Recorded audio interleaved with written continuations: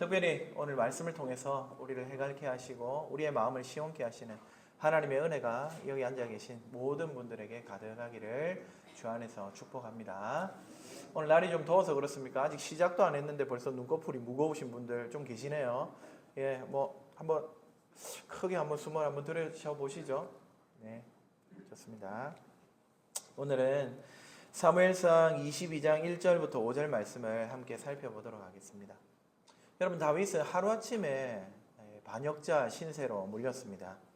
사울 곁에서 누구보다 성심으로 임금을 보살핀 보필한 다윗이었지만은 여론의 변화는 이 사울의 시기 질투를 일으키기에 충분했습니다. 오늘 우리 주일학교 아이들이 배웠던 말씀이 오늘 이 구절과 관련이 있는데, 사울은 천천히요 다윗은 만만이라. 누가 이 말을 듣고 좋아하겠습니까? 결국 다윗은 예루살렘 남서쪽에 있는 이 아둘람 동굴로 숨어 들어갑니다. 오늘 성경은 다윗이 아둘람 굴로 도망가고 그때 발생했던 상황들을 우리에게 전해주고 있습니다. 먼저 1절 말씀해 보시면은 다윗의 가족들도 이 굴로 모두 들어왔다고 말합니다. 사울은 아마도 이 반역자 다윗을 찾기 위해서 다윗의 가족들에게까지 온갖 협박과 위협을 가했던 것 같습니다. 당연하죠. 왕을 반역한 대역 죄인으로 지금 취급받고 있는 것 아닙니까? 삼족을 멸해도 모자란 형국이니 다윗의 부모님들, 형제들 아둘람 굴로 도망온 것은 당연해 보입니다.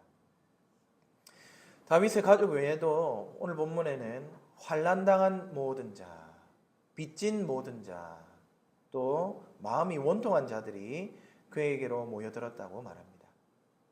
여러분, 여기 환난당한 자 누구일까요?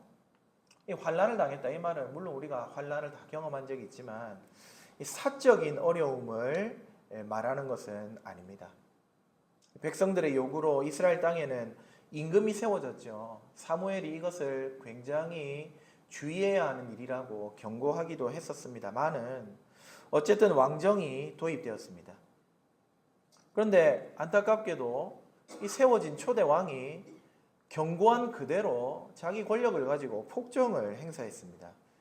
사울이 미쳐 날뛰기 시작한 겁니다. 결국 백성들은 정치 경제적으로 고통을 겪을 수밖에 없었습니다. 자기 개인의 잘못이 아니라 하나님 나라의 임금 이 한 사람으로 인한 어찌 보면 불신앙적인 환난에 휘몰아쳐 들어갔던 겁니다. 환난당한 자란 이런 시국의 희생자들이라는 의미입니다. 사무엘상 22장 후반부를 보시면은 여러분, 이 정권의 폭정 아래 얼마나 백성들이 환난을 당하는지 상세하게 알 수가 있습니다.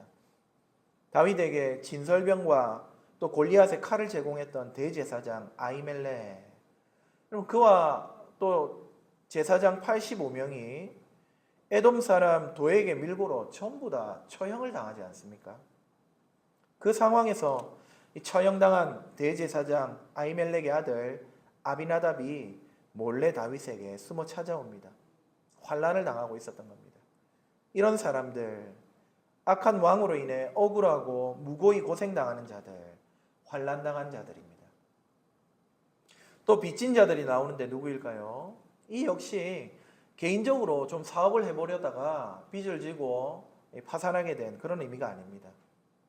백성들이 그토록 원했던 왕정이었지만 이 왕정은 기본적으로 백성들의 세금으로 굴러갑니다.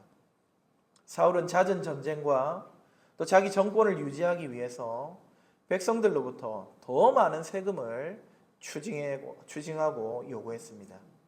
강제 추징이 이루어지는 상황이었기 때문에 가난하고 돈 없는 사람들, 이 백성들은 부자들에게 고리로 돈을 빌려서라도 세금을 내야 하는 그런 상황에 이르렀던 것입니다. 열심히 살아도 세금조차 제대로 낼 수 없는 이런 상황, 여러분, 이게 이스라엘 땅, 하나님의 약속의 땅, 언약의 땅에 발생했던 겁니다. 백성들은 빚더미에 올라설 수밖에 없었습니다. 이런 사람들이 살 길이 막막해서 더는 못 살겠다, 다윗의 아둘람 굴로 찾아온 것이죠. 한 부류가 더 등장합니다. 마음이 원통한 자들. 이들은 누구입니까?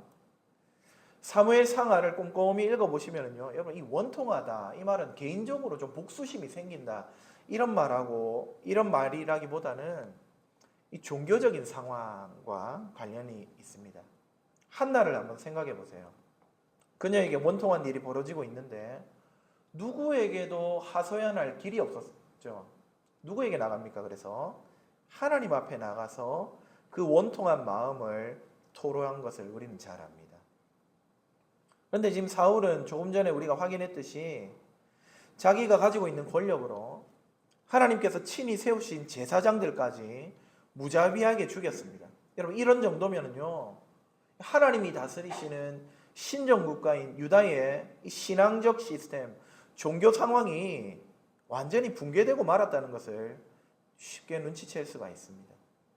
백성들이 원통한 일이 있어도 하나님 앞에 나아가 마음껏 토로할 수 있는 길이 점점 닫히고 있던 그런 상황입니다. 그래서 이 원통한 자들이 다윗을 찾아온 겁니다. 성경학자들은 남자들만 한 400명이라고 말하는 거니까 여자와 아이들 포함하면 적어도 한 1000명은 안 됐겠느냐. 여러분 1000명 정도 되는 사람들이 아등바등 바글바글 아둘람 동굴에서 함께 생활을 시작했습니다. 어쩌면 동일한 처지에 내몰린 사람들이었기 때문에 그들의 마음과 정서는 잘 맞았을 가능성이 높습니다. 하지만 여러분, 마음이 맞는 것과 실제로 생활하는 데 있어서 어려움을 겪는 것은 또 다른 문제죠. 실존적인 어려움은 당연히 존재할 수밖에 없었습니다. 다윗은 이제 자기 혼자 도망다니는 삶을 넘어서 무리를 이끌고 도피 생활을 해야 하는 더 만만치 않은 현실을 짊어지게 됐습니다. 자연스럽게 다윗은 아둘람 동굴이라고 하는 이 공간에서는 이 많은 사람들이 더 이상은 생활을 영위하기가 어렵다고 판단을 합니다. 그래서 오늘 다윗이 모압 땅 미스베로 도망을 가는데 3절과 4절이죠. 제가 한번 읽어볼게요. 22장 3절 4절. 다윗이 거기서 모압 미스베로 가서 모압 왕에게 이르되 하나님이 나를 위하여 어떻게 하실지를 내가 알기까지 나의 부모가 나와서 당신들과 함께 있게 하기를 청하나이다 하고 부모를 인도하여 모압 왕 앞에 나아갔더니 그들이 모압 왕과 사람들이죠. 그들이 다윗이 요새에 있을 동안에 부모님들입니다. 예, 부모들이 이 다윗이 요새에 있을 동안에 모압 왕과 함께 있습니다. 결론적으로 다윗과 그 무리들은 모압 땅에서 환대를 받았습니다. 표면적으로 모압 땅 미스베에 정착에 성공한 것처럼 보입니다. 부모님을 안전한 거처에 모실 수 있게 되었으니 한시름 놓을 만도 한데요. 그런데 이 다윗의 마음 한켠에는 아직 해결되지 않은 신앙적인 고민이 하나 자리를 잡고 있었습니다. 3절 초반부를 보시면은 하나님이 나를 위하여 어떻게 하실지를 내가 알기까지 기한을 두고 있죠. 지금 하나님이 나를 어떻게 하실지 내가 모른다는 상황입니다. 모압 땅에 머무는 건 한시적인 조치였습니다. 다윗은 궁극적으로 지금 도대체 하나님이 이 대부대를 내게 붙이신 이유가 무엇일까? 붙이신 이 자들과 앞으로 나는 어떻게 해야 할까? 그걸 모르는 상황이었기 때문에 그 답을 얻으면은 모압을 떠날 작정이었던 것 같습니다. 하지만 아직 다윗은 선명하게 답을 얻지 못한 상황입니다. 여러분, 왜 하나님은 이 환난을 당하는 자, 마음이 원통한 자, 빚진 자 이런 사람들을 다윗에게 보내시고 그들과 공동체를 이루어서 도망다니는 신세가 되게 하셨을까요? 약속의 땅이 아닌 이 모압 땅, 이방 땅까지 오게 하신 하나님의 뜻은 도대체 어디 있습니까? 다윗뿐만 아니라 오늘 우리도 함께 궁금해집니다. 그런데 여러분, 5절 말씀이 우리에게 통찰을 제공하는 것 같습니다. 여러분 5절을 한번 보시겠습니까? 제가 역시 한번 읽어드리겠습니다. 선지자 갓이 다윗에게 이르되 너는 이 요새에 있지 말고 떠나 유다 땅으로 들어가라. 다윗이 떠나 헤레스풀에 이르니라. 여러분 지금까지 앞에까지 모압까지의 내용을 잘 정리하시고 다시 한번 5절을 살펴보십시오. 여러분 하나님께서 직접 지시하시고 가라고 명령하는 것은 여러분 이 5절이 처음입니다. 이때까지는요 다윗이 어떤 상황이 주어지면은 자기 짱구를 굴려서 거기 맞는 선택을 자기가 알아서 했을 뿐입니다. 하지만 이 5절에서 처음으로 하나님이 직접 말씀하시는데 바로 유다 땅 어떤 곳이죠? 사울이 다윗을 죽이려고 눈에 불을 켜고 있는 그 땅으로 돌아가라고 말씀하신 것입니다. 여러분 이것은 완전히 상식에 어긋나는 요구입니다. 자살특공대도 아니고 또 혼자도 아닌 다윗이 살기등등한 사울의 땅으로 들어가라. 이걸 어떻게 용납할 수 있겠습니까? 말이 안 되잖아요. 하지만 하나님은요 이런 요구를 다윗에게 주시면서 그 속마음을 이렇게 갖고 계셨을 것 같습니다. 다윗, 너는 기름 부음을 받은 왕이잖아.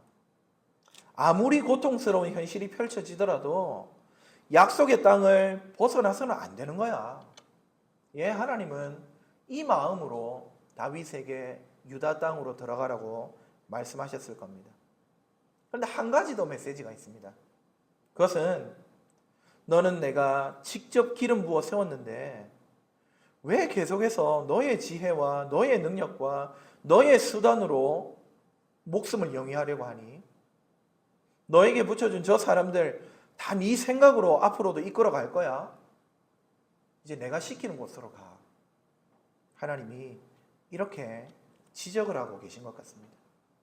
한마디로 다윗 너 살겠다고 모압으로 도망가는 짓거리 하지 말고 하나님께서 친히 통치하시는 언약의 땅으로 돌아가라. 거기서 어떠한 일이 있더라도 너에게 붙여준 환난당하는 자, 빚진 자, 억울한 자들, 그런 내 백성들과 함께 주어진 길을 걸어가. 내가 가만히 있겠어? 내가 너를 반드시 돕고 너의 사람들을 지켜줄 거야. 나를 한번 믿어봐. 우리 하나님 이런 마음으로 유다로 들어가라는 명령을 다윗에게 주셨던 겁니다. 결국 다윗은 이 말씀에 순종해 유다로 돌아갑니다. 하나님이 가라고 하셨으니 탄탄대로가 펼쳐졌을까요? 그렇지 않습니다. 오히려 살기등등한 사울을 피해 다시금 요새와 동굴로 전전하는 이리저리 도망치는 신세로 전락하고 맙니다. 그러나 다윗이 스스로 가장 위험한 장소라고 생각했던 그 유다, 사울이 직접 통치권을 행사하고 있는 그 땅에서 여러분 하나님의 역사는 꽃을 피웁니다. 사울이 다윗을 잡으려고 아무리 애를 써도 하나님은 사울의 손에 다윗을 허락하지 않습니다. 유다 땅의 주인은 하나님이시고 하나님께 그 모든 주권이 있음을 이 다윗에게 순간순간 분명히 확인시키고 계셨습니다. 무엇보다도 그와 함께한 그의 삶의 가장 무거운 짐이었던 이 400명의 못난 인생들, 그들로 하여금 다윗 생애의 가장 큰 힘과 위로자들로 거듭나는 역사를 이루십니다. 여러분 이 사람들이 나중에 다윗이 정권을 잡을 때 다윗의 왕국을 떠받치는 굳건한 기둥들, 새 왕국의 건국 공신들이 되는 것입니다. 사랑하는 성도님들, 저는 오늘 이 다윗의 모습에서 우리 예수님의 모습을, 또 아둘람에 모인 이 400명의 개털 인생들을 통해 오늘 우리의 모습을 보게 됩니다. 우리 주님도 이 땅에 내려가 십자가를 지라는 그 아버지의 뜻을 아마도 이해하기 힘드셨을 겁니다.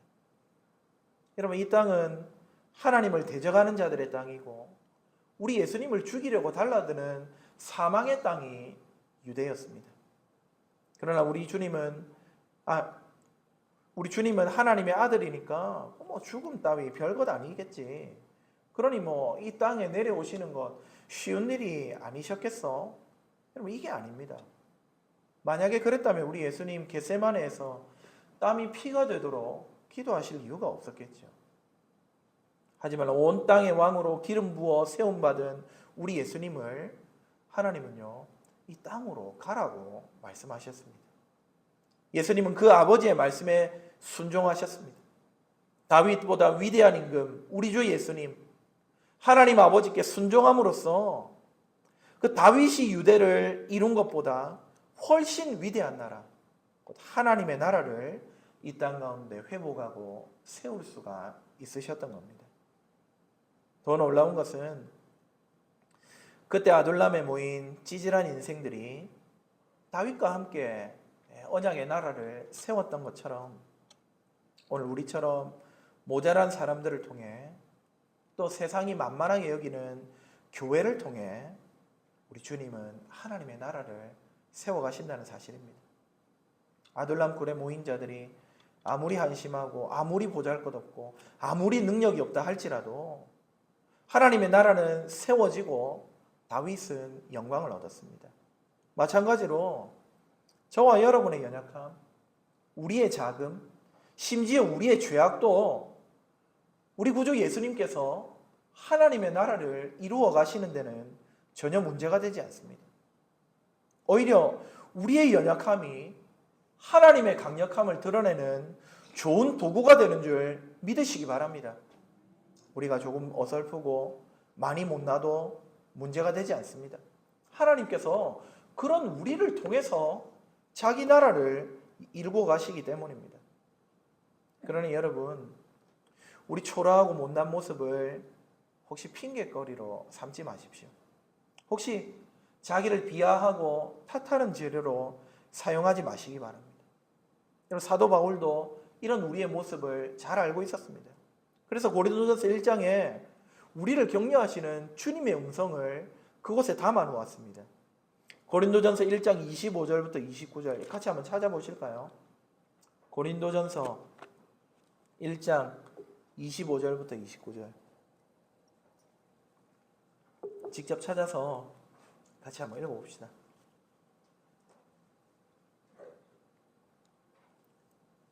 25절부터 1장 25절부터 29절입니다. 시작. 하나님의 어리석음이 사람보다 지혜롭고 하나님의 약하심이 사람보다 강하니라. 형제들아 너희를 부르심을 보라.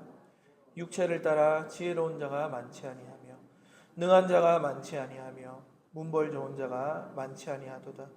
그러나 하나님께서 세상의 미련한 것들을 택하사 지혜 있는 자들을 부끄럽게 하려 하시고 세상의 약한 것들을 택하사 강한 것들을 부끄럽게 하려 하시며 하나님께서 세상의 천한 것들과 멸시받는 것들과 없는 것들을 택하사 있는 것들을 폐하려 하시나니 이는 아무 육체도 하나님 앞에서 자랑하지 못하게 하려 하심이라.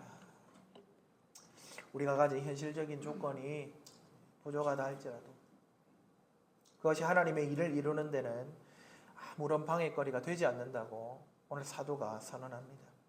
우리의 학력, 우리의 가난, 우리의 모난 인격, 우리의 한심한 성품들, 우리의 도덕적인 실패, 심지어 보잘것없는 우리의 믿음도 하나님을 아버지로 부르는 일에 그 아버지께서 예수 그리스도를 통해 자기 나라를 세워가는 데는 조금의 방해거리도 되지 않는다는 사실을 믿으시기 바랍니다. 다윗과 생사고락을 함께한 400명의 이 무지랭이 인생들, 그들은 다윗에게 무거운 짐이 아니라 다윗 생애 최고의 선물들이었습니다. 아둘람에서 만난 400명의 사람들, 훗날 다윗의 장수가 되고 떠받치는 기둥들이 되어서 죽기까지 충성하지 않습니까? 오늘 저와 여러분이 우리 구주 예수님의 그 아둘람의 동지들이 되어야 하는 줄 영혼 깊숙이 기억하시기를 바랍니다. 저는 다윗이 숨어둔 아둘람 굴이 자주 우리 교회 같다는 생각을 합니다. 이것은 우리 교회의 형편을 비하하는 것이 아니라 정말로 저를 비롯해서 우리 모든 성도님들의 삶의 자리가 그렇게 환난과 원통함과 빚진 무게에 짓눌려 있다는 사실을 알기 때문에 드리는 말씀입니다. 그런데 여러분, 이렇게 부족한 인생들이 모여 있는 게 우리 서로에게 참 위로입니다. 여러분, 사람이 제일 큰 위로를 얻을 때가 언제인 줄 아십니까? 내 옆에 있는 인간이 나하고 똑같은 꼴을 하고 있을 때 그렇습니다. 여러분 시험 망친 아이에게 다음에 잘 치면 되지 아주 부드러운 말로 격려하는 전교 1등 위로가 됩니까? 한 대 쥐어받고 싶죠. 말은 고운데 꼴 보기 싫습니다. 시험을 망친 사람에게는 시험을 똑같이 망친 그 친구가 위로가 되는 겁니다. 24점 받으면은 21점 받은 친구 때문에 위로를 얻는 거예요. 그래서 우리 아이들이 서로 위로를 주고받습니다. 유튜브를 보니까 미국 어느 학교에서 있었던 사건을 소개하는데 한 친구가 암에 걸려서 항암 치료를 받았어요. 항암 치료하니까 어떻게 됩니까? 머리가 다 빠지잖아요. 그 환우가 머리가 빠진 채 등교를 하니까 학급의 모든 친구들이 어떻게 했다? 머리를 빡빡 밀고는 그 친구를 맞이하고 있었습니다. 여러분 그 병에 걸린 친구가 얼마나 위로를 얻고 든든했겠습니까? 말해 뭐 하겠습니까? 여러분 우리 삶에서요 상향 평준화는 어렵지만은 하향 평준화는 얼마든지 마음만 먹으면 할 수 있고 그것이 바로 우리 서로를 위로하고 치료하고 세워가는 방법이라는 사실을 기억하시면 좋겠습니다. 믿음 좋고 잘나고 성공하고 헌금을 많이 하고 많이 헌신하고 그래야지만 자기의 역할을 내가 교회에서 잘하고 있다. 그럼 그렇게 해서 잘하는 분들도 계시겠지만은 꼭 그것만이 교회를 세우는 길은 아닙니다. 한심한 존재 자체로 별것 없이 살아온 인생 그 자체로 누군가를 위로하고 그렇게 서로 힘을 내면서 우리 구주 예수님을 따라갈 때에 하나님의 나라는 우리를 통해 세워질 수가 있는 것입니다. 그런 의미에서 우리 옆에 분들하고 한번 인사하면 좋겠습니다. 집사님 얼굴만 봐도 위로가 됩니다.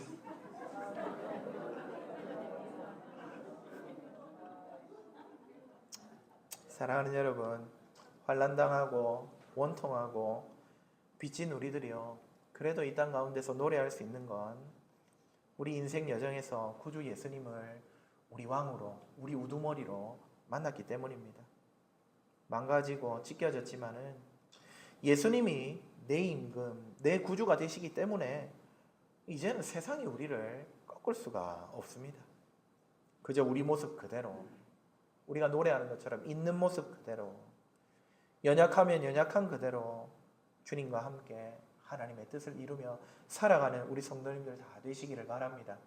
하나님 사랑하고 서로 사랑하고 그렇게 담백하게 우리 한번 살아가 봅시다. 우리 교회가 아둘람인데 여러분 여기 아픈 사람, 돈 없는 사람, 술 못 끊는 사람, 일만 하면 사람과 이 문제를 일으키는 그런 사람들 여기 모일 수밖에 없습니다. 그런 우리를 통해서 역사하실 하나님을 기대할 수 있기를 주님의 이름으로 축복합니다. 말씀 맺습니다. 아둘람 교회, 우리 교회에 모인 성도님들, 환난당하고 원통하고 빚진 여러분, 예수 그리스도를 꼭 붙들고 따라갑시다.